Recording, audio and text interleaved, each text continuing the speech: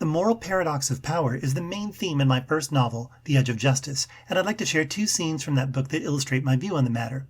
Lieutenant Dathan Harrelus encounters and traps Brenna in the upper floor dining room of her home. She's alone, vulnerable, and dressed like all unmarried Lithians dress. With his desire at its peak, Dathan wants to have his way with her. But she is not defenseless. Dathan's men have black powder trapdoor muskets that take time to load and create clouds of smoke when they fire. Brenna has a bow with arrows she can loose in quick succession. When her enemies advance, she fights back with deadly effect. The pivotal moment occurs when Dathan ducks beneath the smoke to take aim. He sees that she's ready with an arrow for him, but also that she's waiting to see what he'll do. That exercise of restrained power touches his own morality, and he finds himself unable to do what his body urges him to do. Instead, he points his rifle away and lets her go.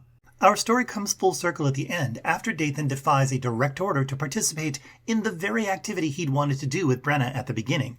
His refusal earns him a date with the firing squad. At this point, Asgard armed forces are fighting through a bitterly cold northern winter against angry Temerians who are well-trained and armed with more modern weapons. Brenna, who successfully evaded the Asgard, is now serving as a medic with the Temerians.